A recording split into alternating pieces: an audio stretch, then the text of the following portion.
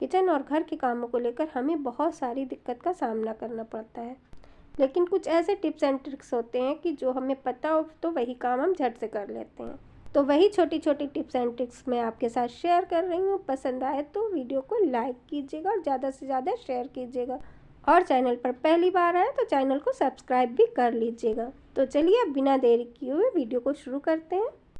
तो पहली टिप्स हमारी इस तरह के दरवाजे को लेकर है। कई घरों में क्या होता है, डोर यानी कि दरवाजे को बार बार बंद करना पड़ता है, और जब बंद करते हैं ना तो बंद करते हुए बार बार आवाज़ आती है, और उस दरवाजे का शोर ना बार बार अच्छा नहीं लगता है। ऐसा ना कई घरों में होता है कि जैसे ही रूम से बाहर जाओ तो दरवाज़ा अपने आप बंद हो जाता है। तो हम क्या करेंगे, दरवाजे को खोल लेंगे, और यहाँ पर आप देख रहे हैं ना, जहाँ पर दरवाज़ा बार बार टकराता है वहाँ से पेंट वगैरह जो है वो निकल जाता है। ऐसा ना कई लोगों के साथ होता है कि जो दिखने में बहुत ही ज़्यादा गंदा लगता है, और शोर तो होता ही है। कई जगह दरवाज़ों में ना ये जो बंद करने वाला पोर्शन होता है ना वो ऊपर की तरफ बना होता है, लेकिन मेरा जो ये बंद करने वाला पोर्शन है तो यहाँ पर है नीचे की तरफ बीच में।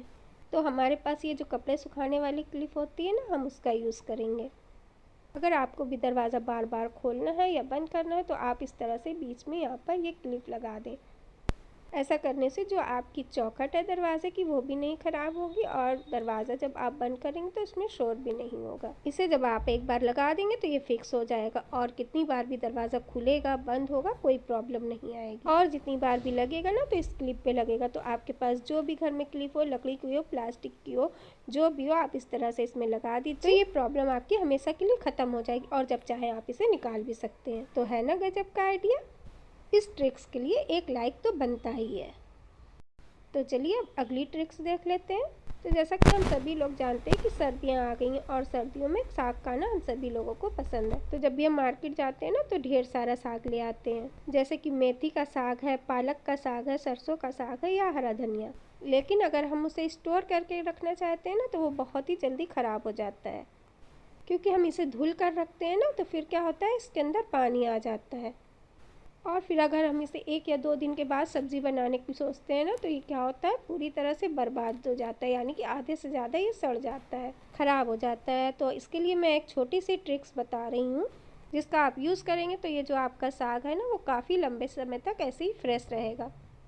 तो ये देखिए, इसके लिए मैंने यहाँ पर लिया है पॉलीथीन। आप इसकी जगह पर कपड़ा भी ले सकते हैं।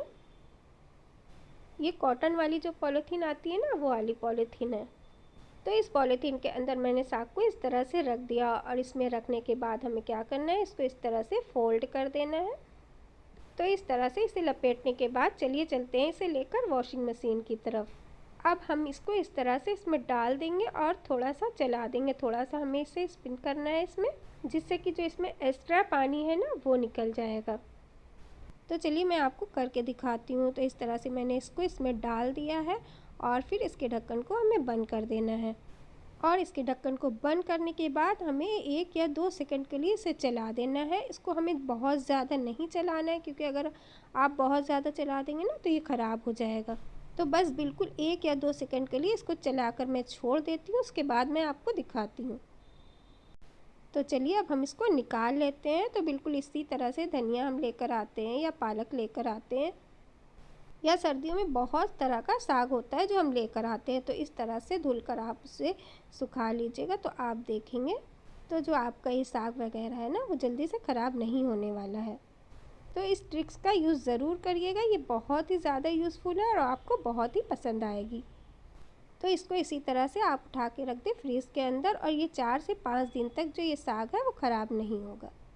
तो टेंशन बिल्कुल भी ना लीजिए, और मार्केट जाइए, ढेर सारा साग लेकर आइए, और इस तरह से आप उसे करके फ्रीज में रख दीजिए, वो ख़राब बिल्कुल भी नहीं होने वाला। आई होप ये टिप्स भी मेरी आपको पसंद आई होगी। इसे एक बार ज़रूर ट्राई करें, और कमेंट करके मुझे बताएं कि आपको कौन सी टिप्स सबसे ज़्यादा पसंद आई। तो चलिए बढ़ते हैं अगली टिप्स की तरफ। तो यहाँ पर मैंने जीन्स ले ली है। कई बार क्या होता है ना, ये जो जीन्स होती है उसकी ये जो जिप होती है ना वो सड़क के नीचे चली जाती है, क्योंकि ये लूज़ हो जाती है और ना ये सरक सरक के नीचे आने लगती है। तो बच्चे हो या बड़े, ये बहुत ही ज़्यादा गंदा लगता है। तो आज मैं यहाँ पर आपको एक ट्रिक्स बता रही हूँ, जिसको यूज़ करने से इसकी चैन जो है नीचे फिसल कर नहीं आएगी। तो हमें ले लेना है एक रबड़ बैंड, और इसमें इस तरह से होल बना रहता है, इस होल में हमें रबड़ बैंड को डालना है। ये देखिए इस तरह से, और रबड़ बैंड को हमें जिप में इस तरह से डालने के बाद दोनों तरफ से इस तरह से खींच लेना है और फिर इसके एक सिरे को हमें इस तरह से दूसरे सिरे के बीच में डालना है और उसको बीच में डालने के बाद ऊपर की तरफ खींच लेना है। ऐसा करने से इसमें एक फंदा लग जाएगा जिसकी वजह से ये रबड़ बैंड इसके अंदर फिक्स हो जाएगी और निकलेगी नहीं।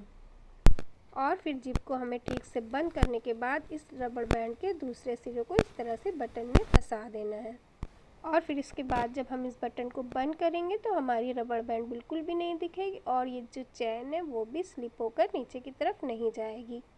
बेफिक्र होकर आप कहीं भी जाइए, ये जिप अब खुलने वाली नहीं है। तो अगर आपके साथ भी ऐसी कोई प्रॉब्लम है तो एक बार इसे ट्राई करके ज़रूर देखिएगा। तो ये थी आज की मेरी ट्रिक्स। आई होप आज का ये वीडियो आपको पसंद आया होगा। अगर आपको मेरा ये वीडियो ज़रा सी भी पसंद आया हो तो इसे एक लाइक दे दीजिएगा और अगर हो सके तो इसे अपनी फैमिली और फ्रेंड के साथ ज़्यादा से ज़्यादा शेयर कीजिएगा जिससे वो भी इसका फ़ायदा उठा सकें और मेरे चैनल को सब्सक्राइब भी कर दीजिएगा।